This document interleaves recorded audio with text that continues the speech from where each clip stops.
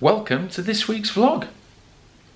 So, this week I'm going to be telling you about this rather spectacular machine, which is a Trek Emonda SLR disc, and it's the bike that I used in the Haute Route. And many of you commented on the Haute Route video saying that you wanted to know more about the bike that I'd used and what I thought about it. So that's exactly what I'm going to do today.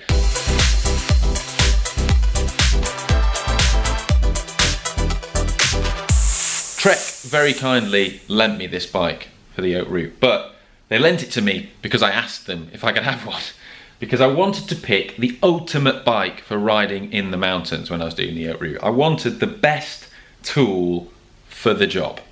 And I did my research and I decided that hopefully that would be the Trek Emonda SLR disc.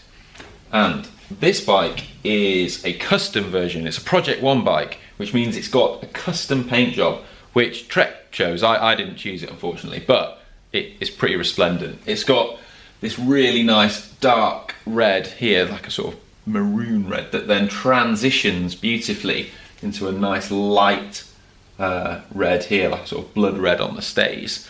And it matches the Cycling Weekly kit quite well, so hopefully they'll let me keep it as like a team bike, but you know, please. For the group set on the bike, I opted for SRAM Red ETAP HRD because it's very light, and I've reviewed it previously and I've been incredibly impressed by it. The 1132, having a 32 on there is the greatest decision I've ever made in my entire life, right? Climbing day after day after day, it's so nice to be able to just sit down and spin, like especially when you're tired and your legs are just feeling really, really heavy. So, big question, why choose disc brakes? Why add extra weight to a bike when you're going to be riding up mountains all day? The simple answer is that I wanted a bike that is going to descend well too, and you know, what goes up must come down. Disc brakes, I just feel they're much better on the descents. I love descending on disc brakes, whether it's in wet or dry, and they give me far more confidence, and I feel that I'm much faster on them on descents. And now the other thing is that with the latest group sets, such as the new Jura Ace and SRAM Red ETAP HRD, you're kind of getting disc brakes without the weight penalty. So this bike, as you can see here, full build with a power meter and pedals, was hitting the scales at 6.8 kilos on the UCI limit, which is pretty amazing, especially considering we've got these deep wheels in. I wanted a power meter on the bike because although it adds a little bit of weight for going uphill, I find it incredibly useful for pacing, especially on really long climbs day after day. And also, I'm a bit of a data nerd, so I really like to look at the numbers afterwards. And so I've gone for a Quark power meter here with a 5236 chainring on there. I've not gone for a compact because I don't need it, and a mid-compact is fine for me. And because on the back, I've gone for a 32 tooth, so that's an 11 32 tooth cassette. And one of the great things about SRAM is you can get these Y-Fly rear derailleurs, which enable you to just bang on a 32 if you want. The saddle I've got on here is the Physique Arione 00. The reason why I've picked that is because it's sort of my go-to saddle. It's my favourite saddle. When I test different bikes, that's the one I generally put on because I really like it. And you know, I just get along with the shape of it really well. The wheels we've got are DT Swiss ARC 1100 die cuts, and they're 48mm deep. Now, I know what you're going to say. You're going to think, why have you gone for deep wheels riding in the mountains? Well, the answer is that these wheels are really light, and they're tubeless, and aerodynamics does matter even when you're riding in the mountains. So I've spoken to a lot of experts about this, aerodynamicists, and they all just go on and on and on about it, just saying, you know, the system that is fastest overall, when you factor in riding in the flat, riding in the downhills, and the slight bit of aerodynamic benefit you get even when riding uphill, overall, adding 100 grams to your wheels but making them much more aerodynamic is far more beneficial and will give you far more return than just running a non-aero shallow wheel. So that's what I did, and that was the reason why I chose them. The other thing that I should point out with regard to wheels is that when I started the event, the tyres that I had on were the Vittoria Corsa Speed tubeless, and I'd set them up tubeless. I was running them. The reason why I chose those was because we've done rolling resistance tests, and other people have as well, and they consistently come out as the fastest tyres. They have the lowest rolling resistance. However, as I've found out, durability and high mileage is not their forte. I'd done about 250 kilometers on them before taking them out to the Haute Route, and then on stage 5 going up the Madeleine, and I'd had a puncture up the Madeleine. You can even see some like battle damage, so the dirt is still fresh from the Haute Route. There's like bits of France all over this bike, but here if you look on the back, that's actually sealant. It sealed as I was going up, so I was like, whew, you know, great. But I'll have a look when I got to the top.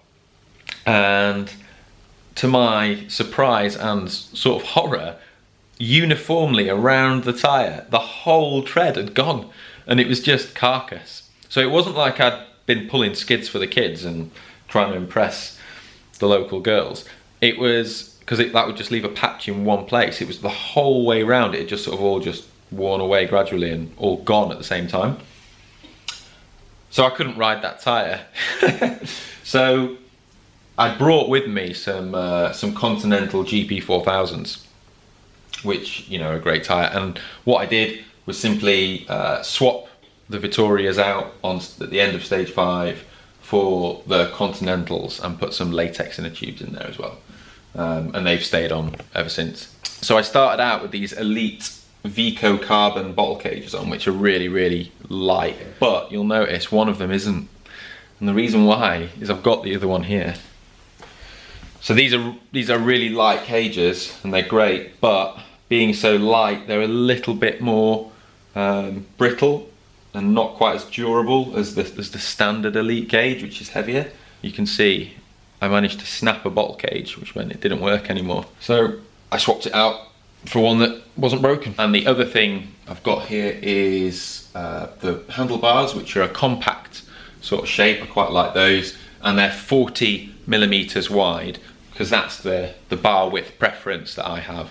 And you know, I don't have the widest shoulders, so I can get along quite well with that. It feels really comfortable for me, and it's a little bit more aero than riding 42s, so it's all about the aero. And the stem is this 3T one, which sort of clashes a little bit, but it was the stem that the bike came with was slightly too short for me, so I had this one in my stem drawer. I don't really have a stem drawer, I just had this stem. I put this stem on just to make the bike a bit better size for me. And pedals are just standard Shimano Dura Ace. Finishing touch on this bike as well, pro name sticker, check it out. Now obviously I'm not a pro, but it doesn't mean I can't have a name sticker, and you can have one too. So yeah, get one, they're really cool. Well, you don't have to get one if you don't want to, but I like having a name sticker. Maybe I should call it a vanity sticker. So the big question is, would I use this bike again if I were doing the Haute Route again? And the answer is maybe not.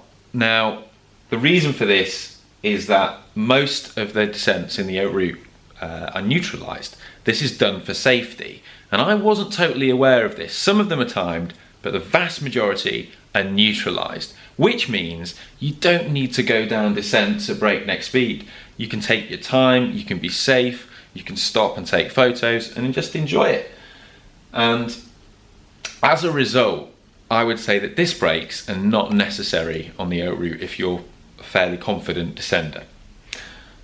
So, if you're not a confident descender, then by all means go for disc brakes. And maybe if you're doing the Haute Route Dolomites where it often rains, disc brakes could be a really great option. But if I was trying to race the Haute Route and go as fast as I can, I think the performance benefit from having a lighter bike just for going up the climbs could outweigh the sort of half a kilo weight penalty you've got from disc brakes. It's a tough one, but I don't know. Yeah, maybe I'd just go for the lightest bike I could get. But if I were doing an event like Le Marmot or the Etape de Tour, where there are time descents, or Quebrante Jesus, which is in Spain, it's an amazing event I've done before, then yeah, I would go for disc brakes. I would want this bike for any of those events. The fact you've got a slight weight penalty on the hills, but I just love the way this bike descends. And I love this wheel combo as well. The wheels just feel absolutely stiff as a rock, but also you can feel the speed, you can feel the sailing effect, you can feel how aero they are. And these GP 4000 tyres are actually really great with them as well. So there's the bike. If you have any questions about it, then let me know in the comment section below. And if you have any equipment questions about the Haute Route in general, then I'll try my best to answer them and help you out. And the only depressing thing about making this video now is that I have to give the bike back. And I don't want to, because I love it. It's an absolutely awesome bike. And thanks for Trek for lending it, for letting me use it, because the new Emonda is seriously good. So, thanks for watching this week's vlog. I hope you enjoyed it and found it useful. What I've got to do now is name the competition winner from last week's competition, which was for the Cliff Bar video. And you had to name your own Cliff Bar and what you'd put in it if you were doing one around a theme. So, there were lots of really good answers actually. It's quite hard to pick a winner. And people were going down either like a complete comedy route, or people were going down something that would actually be feasibly quite nice to eat. So there was quite a lot that tickled me. I quite liked, I'm going to read a few out, I've got my computer here. So there's, yeah, Ben Hallam's suggestion of the winner's bar, which contains blood, sweat and tears. See what he did there. Quite like the 2 pints of lager and a packet of crisps bar, which contains lager and crisps. Don't know how you're going to form that into like a bar, but who cares? And the I don't know why this thing on me, but this guy put salted caramel bar and ingredients salt and caramel. Nice to know that there's no preservatives or anything in that one. That's always good. But oh, in terms of a winner, it's difficult. I think I'm going to go with Type V3, who put the Canadian Lumberjack. It's also the most popular comment on YouTube, so other people like it as well. But yeah, the Canadian Lumberjack bar, which contains oats, eggs, bacon, ham, all glued together with maple syrup. Sorry about that terrible Canadian accent, but you can win. So all you have to do now is send us an email, Type V3, with your address and stuff, and we will post you your jersey in the post. So we'll put our email address in the description of the video there. For this week's competition, you have a chance to win my Trek Emonda. No, sorry. Sorry to get your hopes up. No. I'm going to give you the chance to win a Cycling Weekly jersey again, but this time it's a warmer one with long sleeves, and it's made from Roubaix fabric, so it's like a winter one, because it's got a lot colder this last week, and that's why I'm wearing my big jumper. So as ever, you can win any size you like, as long as it's small or medium. And also it's pretty cool, it's a really exclusive prize, you can't get them in the shops, none of your friends will have one unless I'm one of your friends. So yeah, pretty cool, huh? So all I want you to do is tell me whether or not you would use disc brakes if you were going into the mountains to do an event like the Haute Route, like I did, or something like the Etape. I'm not wanting to promote some kind of anti-disc brake debate. I'm just interested to try and gauge what people would like to use, and obviously this is very personal and it's dependent upon you, but I just want to see what you guys think. So simply let me know in the comment section below, and also subscribe to the channel to be in with a chance to win. And until then, I'll see you next week. Vlogs out every Monday.